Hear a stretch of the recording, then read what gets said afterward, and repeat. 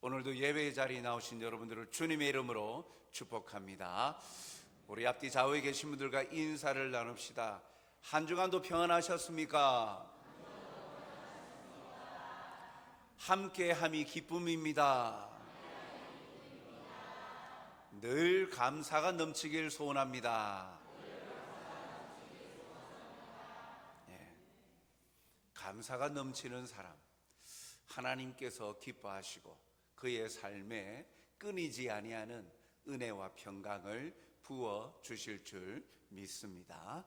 오늘은 읽었던 이 말씀을 통해서 우리는 부름받은 거룩한 예배자입니다 라는 제목으로 함께 말씀을 나누고자 합니다.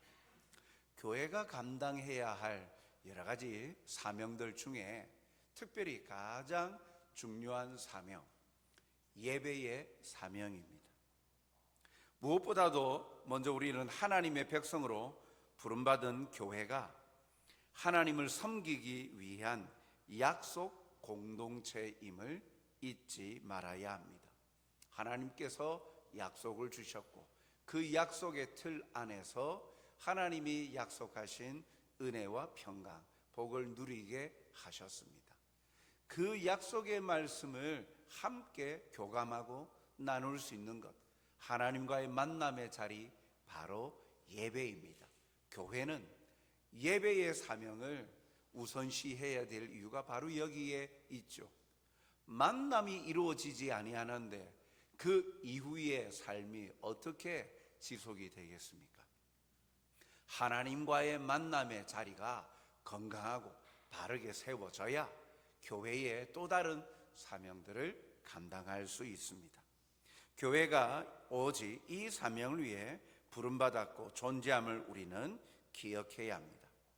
그래서 교회는 예배의 사명을 가지고 있습니다. 예배는 하나님과의 만남에서 이루어지죠. 하나님께서 선택하신 사람들, 하나님이 택하신 사람들이 예배의 자리에 나올 수 있습니다. 자기의 판단과 생각대로, 자기 의지대로 나왔다라고 생각하지만 하나님께서 기회를 주지 아니하시고 하나님이 택하지 아니하시면 예배의 자리에 나올 수가 없습니다. 선택하여 부르시고 놀라운 자격을 주심에 감사하여 주신 그 사명을 이루기 위해서 예배를 통해 하나님과 사귐이 이루어집니다. 성경에도 보면 이렇게 하나님께서 하나님의 백성 공동체가 어떤 공동체가 되어야 되는가, 하나님 백성 공동체의 정체성에 관하여 이야기하시면서 모세를 통하여 출애굽하는 그 과정 속에서 왜 그들이 출애굽하고 출애굽하여서 뭘 하여야 하는지를 가르쳐 주시는 말씀을 통해 볼 수가 있죠. 모세를 통해 이스라엘 백성을 광야로 불러내시고 또한 약속의 땅으로 이끌어 가시는 것은 하나님을 섬기게 하고 예배드리게 하기 위함이다 라고 말씀합니다. 출애굽기 3장 12절에 보면 하나님이 이르시되 내가 반드시 너와 함께 있으리라. 내가 그 백성을 애굽에서 인도하여 낸 후에 너희가 이 산에서 하나님을 섬기리니 이것이 내가 너를 보낸 증거니라. 모세를 부르시고 세우신 하나님의 목적이 뭐냐? 백성들을 이끌어내어서 하나님을 섬기게 하는 것, 예배하게 하는 공동체로 세워가는 것, 그것이 목적이다라고 말씀하십니다. 출애굽기 5장 3절에도 보면 모세와 아론이 그 애굽 왕 바로 앞에 가서 하는 말이 히브리인의 하나님이 우리에게 나타나셨은즉 우리가 광야로 살 길쯤 가서 우리 하나님 여호와께 제사를 드리려 하오니 가도록 허락하소서. 제사를 드린다, 예배이죠. 하나님 앞에서 예배하는 것입니다. 출애굽하여 가나안 땅으로 나가는 이스라엘의 모습 속에서 참으로 그들은 하나님께 예배하는 것이었어요. 그래서 그 이스라엘이 광야 여정을 통해서 보면 항상 성막이 하나님이 거하시는 성막이 그 중심이었어요. 예배가 다른 모든 활동의 중심이 되었음을 나타냅니다. 하나님 중심 공동체, 그리고 그 성막이 성전이 되어지고 그 성전에서 제사가 드려질 때 참으로 이스라엘 공동체는 이 예배 공동체, 예배 중심의 공동체임을 그의 정체성을 보여줍니다. 이스라엘의 모든 정치, 사회, 종교적인 활동은 율법을 중심으로 돌아갔는데 이 율법의 핵심이 제사의식의 이 목록으로 이 레위기서에 기록이 되어 있죠. 그러면서 거룩하라. 그 제사 제도를 통하여 왜 제사 제도를 주셨냐? 다른 이방인들과는 구별되어진 거룩한 백성으로서의 삶을 사는 것, 그것이 이스라엘 백성의 정체성이죠. 그 거룩함의 중심에는 하나님께 제사 드리는 것, 정결하게 구별하여 예배하는 삶이 중심이 되어집니다. 이와 같이 하나님의 택한 백성으로서의 교회 역시도 하나님께 속하였고 하나님만을 섬기는 공동체이고 본질적인 그 사명이 예배 드리는 것이죠. 그래서 신학자 레이몬드는 말하기를 개혁주의 예배 전통은 하나님을 예배하는 것이 모든 그리스도인의 임무 중에 가장 중요한 것이다. 하나님을 예배하는 것이야말로 그리스도인들이 교회에 가야 하는 최고의 이유다. 신학자는 그렇게 말했어요.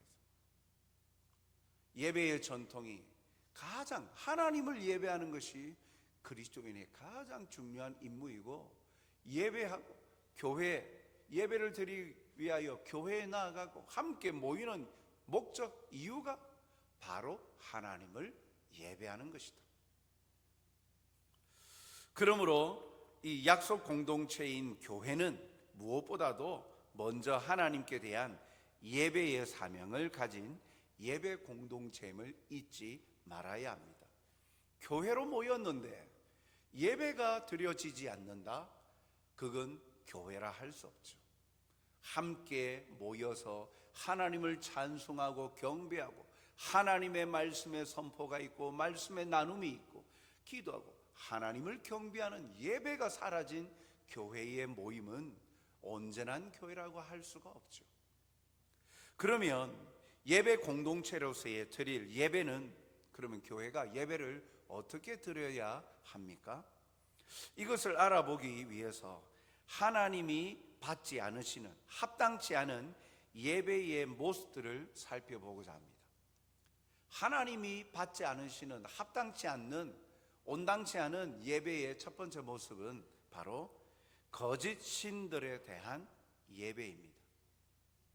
이 예배의 대상이 하나님이 아니라 거짓 신들에게 예배하는 것을 말하죠. 이사야 42장 8절에 보면 나는 여호와이니 이는 내 이름이라, 나는 내 영광을 다른 자에게, 내 찬송을 우상에게 주지 아니하리라. 하나님 이외에 거짓된 신이 아님에도 불구하고, 유일한 신은 하나님밖에 없는데 신이 아님에도 거짓된 신들에게 예배하는 것, 그것은 합당한 예배가 아니다라는 것이죠. 예배의 형식을 갖추고 있다고 해서 그것이 예배가 아닙니다. 이러한 예배의 결과는 결국 하나님께서 우상 숭배자들이 죄를 범하고 맞닥뜨리도록 내버려 두시는 것이죠. 그래서 그로 말미암아 멸망의 길로 걷게 합니다. 세상 사람들은 어떠한 신이든 믿음만 가지고 있으면 되는 거 아니냐, 똑같지 않느냐 라고 하면서 그들이 힘들고 어려운 일을 닥칠 때 그냥 닥치는 대로 그냥 기도합니다. 부처, 그 다음에 하나님, 또 알라, 어디에든지 이렇게 걸리면 되지 않을까, 똑같지 않냐 라고 말하지만, 그러나 하나님은 분명히 말씀하십니다. 거짓된 신들에게 내 영광과 내 찬송을 돌려주지 아니하리라. 하나님이 받지 않으시는 합당치 않은 예배, 거짓 신들에게 하는 예배이죠. 예배의 대상은 오직 하나님이십니다. 둘째로 합당치 않은 예배의 모습들, 두 번째는 자기 만족을 위하여 예배하는 것입니다. 예배의 대상을 하나님으로 삼았어요. 그런데 그 예배를 드리는 것이 자기를 위하여 예배하는 것입니다. 출애굽기 32장 1절 상반절과 8절을 보면 이스라엘 백성들이 그 시내산 앞에서 송아지로, 금송아지를 만들어서 예배한 모습이 나오는데 32장 1절 상반절에 보면 백성이 모세가 산에서 내려오미 더딤을 보고 모여 백성이 아론에게 이르러 말하되 일어나라, 우리를 위하여 우리를 인도할 신을 만들라.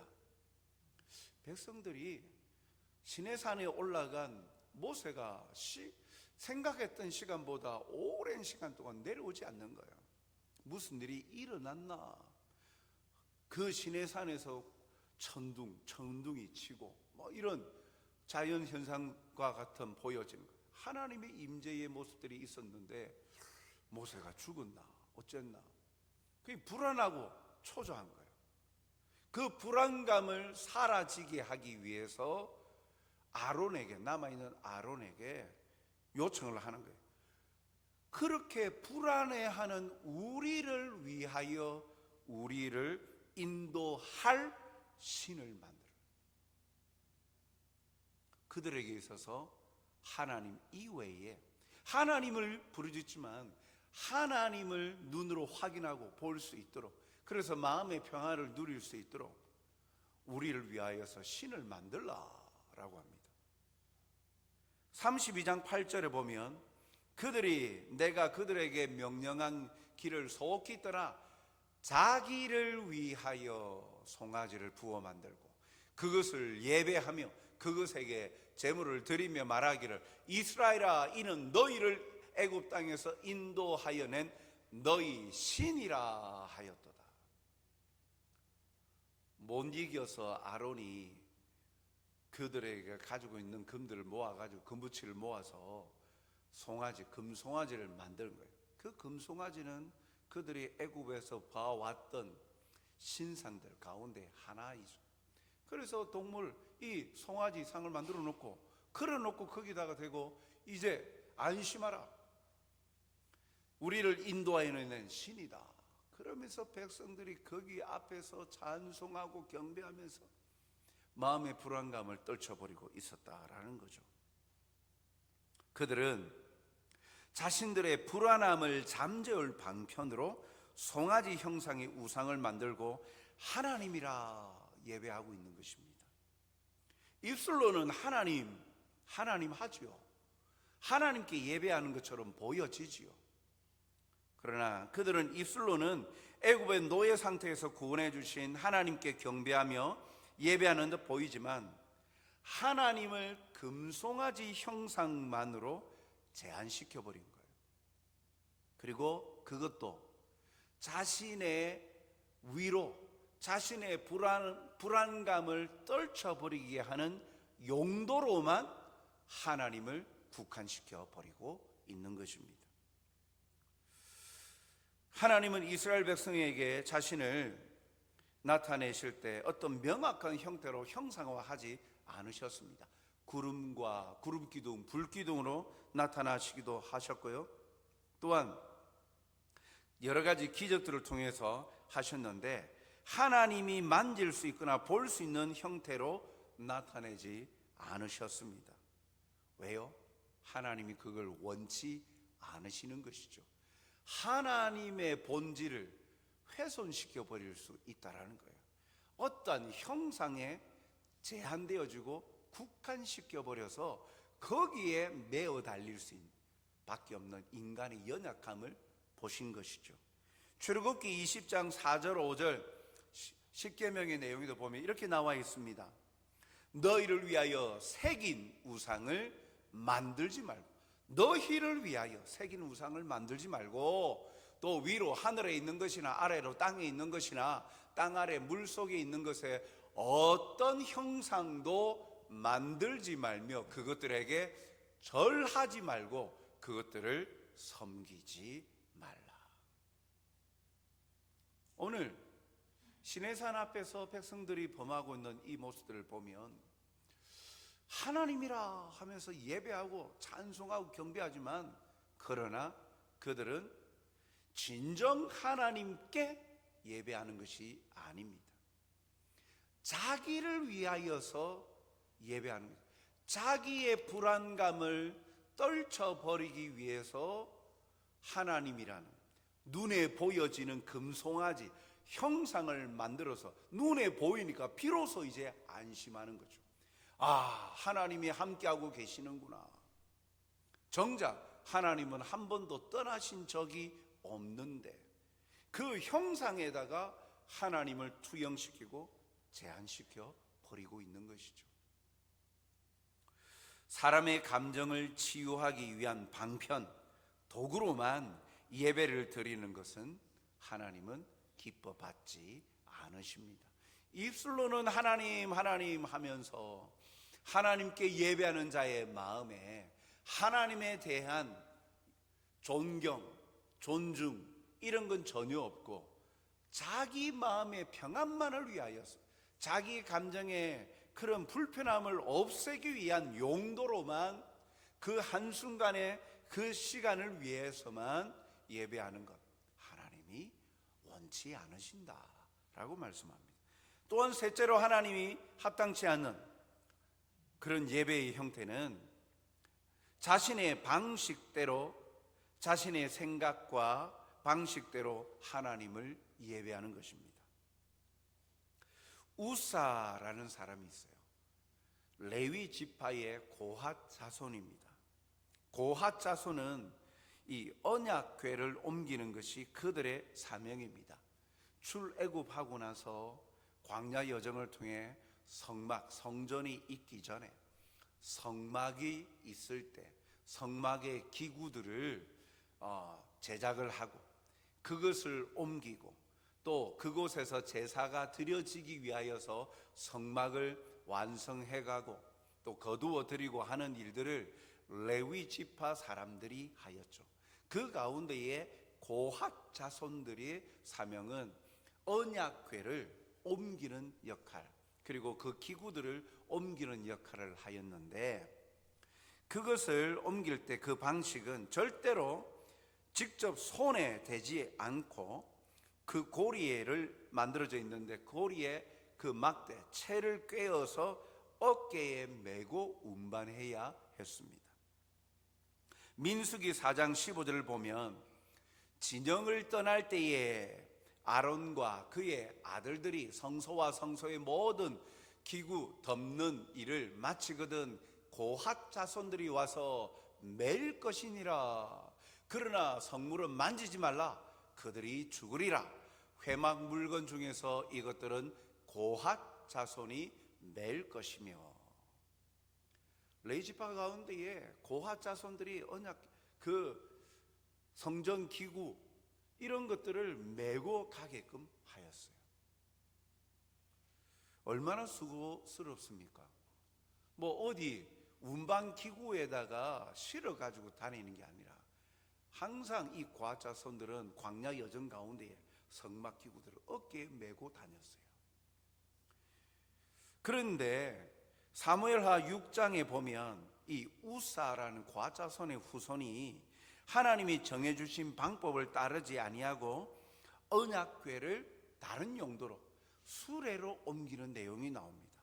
사무엘하 6장 3절에 보면 그들이 하나님의 궤를 새 수레에 싣고 산에 있는 아비나답의 집에서 나오는데 아비나답의 아들 우사와 아효가 그 새 수레를 모니라.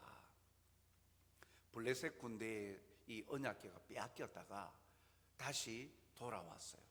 그리고 그것을 다윗의 이 성전에다가 모시기 위하여서 이 언약궤를 다윗성으로 옮기기 위해서 운반을 시작합니다. 그런데 그 운반의 방법이 새로 깨끗한 수레를 만들어서 그 수레에다가 이 언약궤를 싣고 가는 거예요. 그러다가 보니까 이 언약궤를 옮기다가 그 덜컹거려서 뒤집히려 하니까 이 언약궤를 보호하려고 우사가 언약궤를 만졌는데 그 순간 그 즉시 그가 죽게 되어집니다. 이는 뭘 말하느냐면 인간의 편의한 방법으로 하나님의 이 임재의 상징인 이 언약궤, 그걸 아무렇게나 옮기지 말고 진짜 정성스럽게 만든 새 수레에다가 싣고 옮기는 것. 인간적으로 볼 때에도 이것을 메고 가는, 먼 거리를 메고 가는 거 얼마나 괴롭고 힘듭니까? 그런데 수레에다 운반하니까 얼마나 편안합니까? 그리고 아무 수레가 아니라 새로운 수레를 제작을 해가지고 거기다 옮기니까 정성도 들어가 있다라고 볼 수 있지 않을까요? 그러나 하나님은 그런 걸 원하지 않으셨어요. 하나님 불편해 보여도, 불합리해 보여도 하나님께서 수고로움과 정성을 다하여서 하나님 앞에서 제사할 것을, 그래서 그것을 운반할 것을 그들에게 요청을 하셨는데, 이 고아 자손의 후에 우사는 자기 생각, 자기만의 방식대로 하나님을 섬긴다고 최상의 것을 준비하였었어요. 그러나 하나님은 그걸 받지 않으셨죠. 이는 사람들이 자기 방식대로 예배 드릴 때 아무리 선한 의도를 가지고 있어도 하나님은 받지 않으신다라는 겁니다.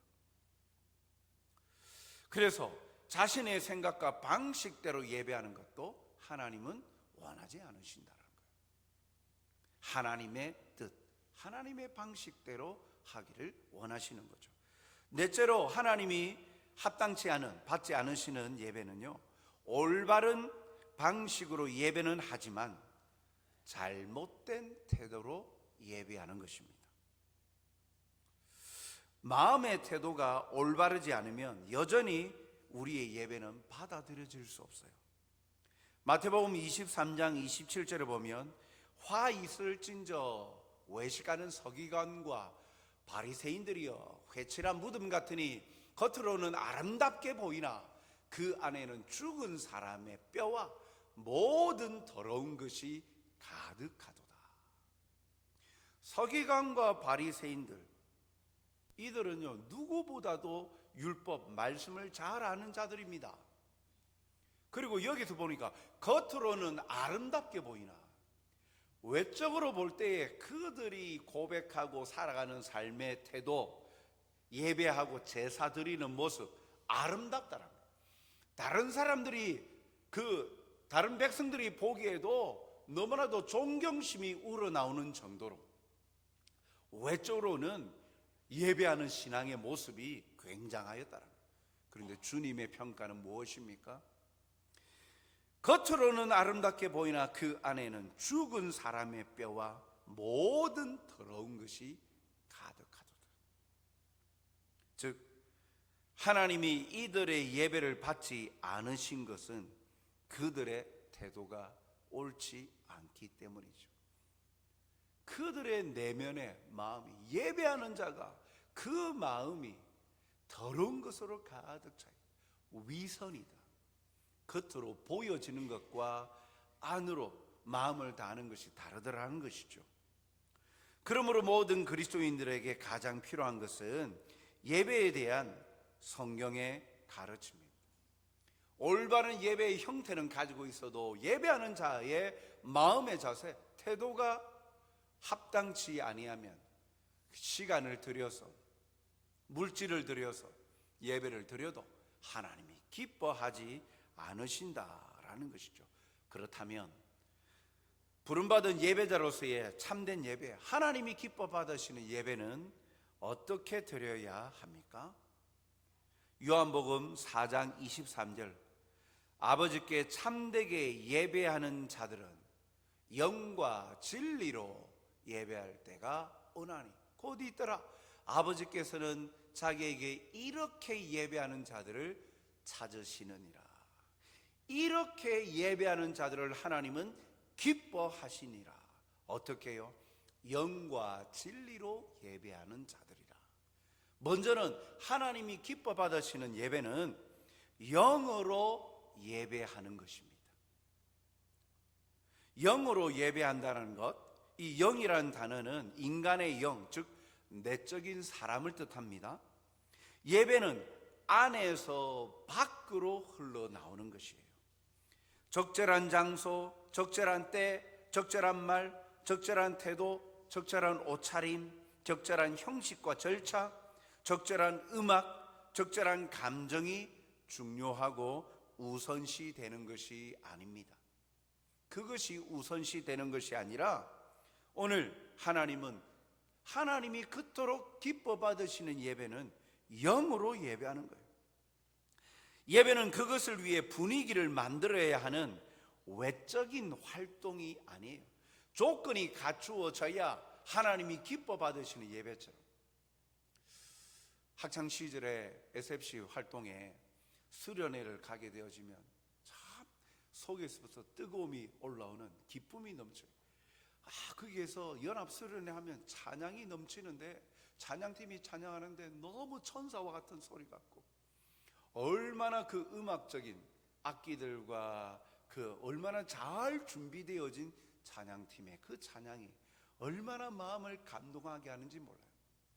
그래서 그 찬양 하나가 너무너무 좋아서 감사가 넘치는데 수련회를 마치고 교회에 와서 부서에서 예배를 드리면 그 감동이 사라져버려요. 왜요? 그렇게 뛰어나고 그렇게 잘 맞추어진 찬양팀이 없는 거예요. 악기도 없어요. 그런 시간들을 보낼 때마다 부정하는 것 아닙니다. 잘 준비되어지고 하나님께 좋은 것으로 바쳐드려야 되죠. 그런데 어느 순간인가 예배를 드리는데 마음을 다해야 되는데 외적인 것에 빼앗겨버린 우리의 모습들을 발견하게 된다는 거예요. 그렇게 화려하고 웅장하고 그러한 찬양대의 찬양이 천사의 노래와 같고, 또 많은 사람들이 편의가 제공되어지는 좋은 훌륭한 환경에서 예배드릴 때와 그렇지 못한 현실적인 삶에서의 그런 교회에서의 예배는 너무 차이가 나서 마음이 항상 대형 교회, 규모가 갖추어진 교회, 거기에는 하나님이 임재하시고 살아 계시는 것 같고, 우리 교회는 하나님이 계시지 않는 것처럼 초라하고 그렇게 여겨지는 인간의 연약함이 있다는 거예요. 예배를 외적인 요인의 마음을 빼앗겨 버리니까 그로 인하여서 예배가 왜곡이 되어져 버리는 거예요. 그러나 하나님은 영으로 예배하는 것을 기뻐 찾으신다는 거예요. 영으로 예배한다는 것, 즉 예배는 내면에서 안에서 일어나는 거예요. 영으로 예배한다는 것은 내면에서부터 우러나오는 예배를 말하는 거예요. 영으로 드린다는 것은 온 마음을 다하여서 나의 내면으로부터 우러나오는 마음으로 하나님을 향한 경배와 영광을 돌려드리는 태도를 말하는 거예요. 마음에서 우러나오도록 외적인 것이 이렇게 도와줘야 되는 거 아닙니까? 그렇게 선행되어야 되는 거 아닙니까? 라고 생각하지만 아니죠.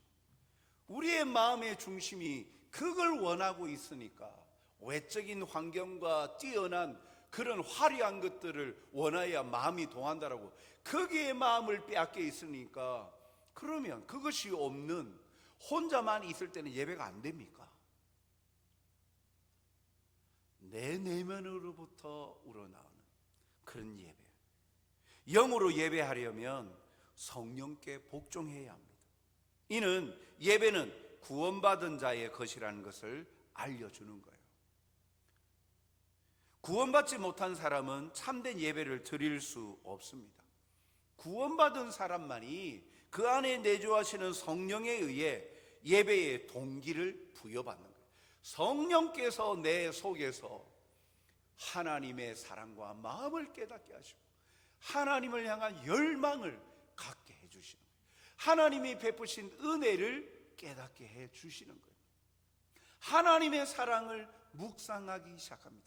외적인 요인이 아니라 내 속에 내주하시고 임재하시는 성령의 이끌림 받을 때 성령께서 나를 감동케 하시는 거예요. 음악이 있어야, 화려한 환경이 있어야 성령이 동하고 내 마음이 동하는가? 아닙니다. 영으로 예배한다는 건 성령께 복종, 성령의 이끌림 받아야 됩니다. 그래서 예배할 때 우리는 영으로 예배하기 위해서 우리의 영혼이 동하여지고 하나님을 기뻐할 수 있도록 내 내면에서부터 하나님을 향한 찬송과 고백이 흘러나오도록 성령 충만토록 기도하고 간구하며 준비하고 나와야 되는 이유가 바로 여기 있는 거예요. 아무 생각 없이 앉아있다가 오늘 찬양이 좋네, 오늘 가사가, 오늘 말씀이 내 마음에 와닿네, 그래가지고 은혜 받았다. 준비하지 아니한 상태에서, 아무것도 없는 상태에서 외적인 요인들로 물론 동할 수 있습니다. 그러나 하나님이 기뻐 받으시는 예배는 영으로 예배하는 거예요. 온 마음을 다하여 드리는 예배. 영으로 예배하려면 우리의 생각이 하나님께 집중되어야 되는 거예요. 그래서 예배는 하나님의 진리에 의해서 새로워진 마음이 흘러 넘치는 거예요. 사람이 아니에요. 사람을 통하여 역사하시고 성령께서 감동케 하시는 거예요. 온 마음을 다하여 드리는 예배, 즉 예배는 신체적인 것이 아니요 영적인 것이고 외적인 것이 아니라 내면적인 예배입니다. 외적으로 보여지는 것에 치중하다 보면 정작 중요한 예배하는 자들의 마음은 온데간데 없고 껍데기만 남아 있게 되는 것이죠. 그러므로 영으로 예배하는, 내 내면으로부터 흘러나오는 성령의 이끌림을 받는 예배, 그가 찾으시는 예배자의 모습입니다. 둘째로 하나님이 기뻐 받으시는 예배는 진리로 드리는 예배예요. 요한복음 17장 17절 말씀 보면 아버지의 말씀은 진리니이다 라고 말씀하죠. 진리로 드린다라는 것은 진리의 말씀에 반응하는 것으로 예배를 드리는 것이에요. 우리가 진리로 예배를 드려야 하고 하나님의 말씀이 진리라면 우리는 하나님의 말씀을 사모함으로 귀 기울여야 되는 거예요. 그리고 그것에 아멘으로, 진리이니까, 진리의 말씀이니까, 인간의 말이 아니라 진리의 하나님의 말씀이니까 아멘으로 반응함으로 예배를 드리는 거예요. 이것이 진리로 예배를 드리는 것이에요. 예수님을 만난 사마리아 여인은 올바른 예배 방법을 찾고 있었어요. 그러나 그 여인이 알고 있는 건 두 가지 방식뿐이었습니다. 사마리아인의 방식과 유대인의 방식이었어요. 사마리아인의 방식은 영은 있지만 진리가 없이 행해지는 예배였습니다. 왜 그렇게 말하느냐? 이 사마리아인들은 모세 오경을 제외한 구약 성경을 모두를 거부했어요. 오직 모세 오경, 이 말씀만이 하나님의 말씀이다라고 하나님의 말씀을 부분적으로만 받아들인 것이죠. 그랬기에 영적인 지식, 진리가 제한적인 거예요.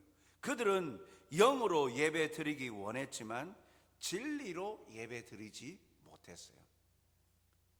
요한복음 4장 22절 상반절에 너희는 알지 못하는 것을 예배한다 라고 예수님이 말씀하셨죠. 이는 진심과 열정과 적극성도 중요하지만 진리의 기반을 둔 것이어야 함을 말하죠. 적절한 진리에 대한, 말씀에 대한 지식이 없는 열광적인 예배가 이 사마리아인들 방식의 예배인 거예요. 열광적인 거예요. 그러면 유대인의 방식은요, 정반대입니다. 진리는 있지만 영은 없는 예배입니다. 바리새인들은 기도하거나 구제하거나 금식할 때 그 안에 진실된 마음이 없었어요. 외적인 모습에 치중합니다. 금식할 때도 내가 몇 번 하였다. 그리고 대로에 서서 자기가 얼마나 선행을 베푸는지 떳떳하고 당당하게 기도하면서 자기를 드높입니다. 이는 진리가 기초가 되지만 그것이 간절하고 열정적인 마음을 일으키지 못한다면 부족하죠.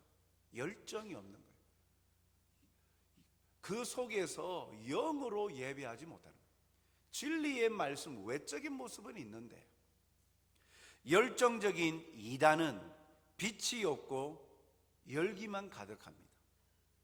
메마른 정통신앙은 열기가 없는 빛입니다. 이와 같이 참으로 마음을 다하여서 하나님 앞에 진리로 예배하지 못하는 이런 모습들이 참 우리에게는 있지 않는지 한번 우리가 돌아보게 됩니다. 그러면 하나님이 기뻐 받으시는 예배는 영적 예배입니다. 곧 우리 자신을 드리는 것이죠. 영으로 예배하는, 진리로 예배하는 영적 예배. 이는 주일에만 드려지는 예배만이 아니라 더욱더 확대되어서 삶의 예배로 나아갑니다. 로마서 12장 1절에 그러므로 형제들아 내가 하나님의 모든 자비하심으로 너희를 권하노니 너희 몸을 하나님이 기뻐하시는 거룩한 산 제물로 드리라. 이는 너희가 드릴 영적 예배니라. 하나님이 기뻐 받으시는 영적 예배, 거룩한 산 제물로 우리 몸을 드리는 거예요. 우리 자신을 드리는, 우리의 전부를 다 드리는 것이죠. 우리의 생각과 마음까지도, 우리가 가지고 있는 물질이나 환경, 이 모든 것도 한결같이 하나님을 기뻐함으로 다하여 드리는 것입니다. 이것이 그리스도인들이 하나님이 기뻐 받으시는 영적 예배라는 것이죠. 사랑하는 성도 여러분, 예배는 우리에게 의무로 보여서 강제성의 불편함을 가질 수 있겠지만 그 예배를 원하시는 하나님 아버지의 마음을 깨닫게 된다면 그 불편함은 사라지고 오히려 감사로 변합니다. 왜요? 그 예배를 원하시는 우리를 향하신 하나님 아버지의 마음이 사랑이기 때문입니다. 예배를 통해 하나님은 우리를 위로하시고 격려하시고 절망 가운데에서도 희망을 보여주시고 소망 가운데 살아가는 위로를 베푸시기 때문이죠. 하나님과의 만남의 자리, 그 예배를 통해서 우리에게 얻어지는 것이 이와 같다라는 거예요. 교회의 가장 우선적인 사명, 예배의 사명인데 하나님이 기뻐 받으시는 예배의 자리에 나가고 헌신할수록 우리에게는 평안과 위로와 하나님의 선하신 은혜와 인도하심이 우리에게 임한다라는 것이죠. 예배가 회복되어지면 우리의 삶에 변화가 옵니다.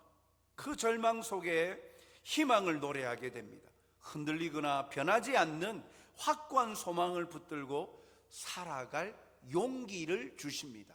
담대함을 주십니다. 자신감도 주십니다. 그리고 확신을 들게 하시죠. 상황에 매몰되지 아니하고 변하지 않으시는 주님을 신뢰하고 살아갈 힘을 주십니다. 주님을 바라보게 됩니다. 상황 속에 빠져서 절망할 수 있는 상황에서도 주님을 떠올립니다. 예배자로 살아가며 그 주님과 함께 가는 길이기에 안전하다, 끝끝내 나를 승리의 길로, 생명의 길로 인도하여 주실 것을 확신하게 되어지니까 매 순간에 하나님 앞에서 감사가 넘치고 여유로움을 사는 것이죠. 바로 올바른 예배자로서 하나님께 삶의 예배를 드릴 때 그 시간 우리를 치유하시고 만져주시고 우리를 회복시켜 주시고 강건케 지켜주신다라는 것이죠. 하나님이 기뻐하시는 예배가 회복되어서 그 약속하신 은혜와 위로를 누리며 살아가는 행복자들이 다 되시길 주님의 이름으로 축복합니다.